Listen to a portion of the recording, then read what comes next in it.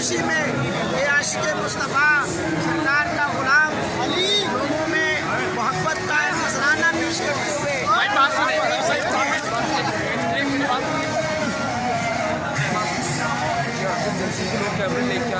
ये मोहब्बत ये है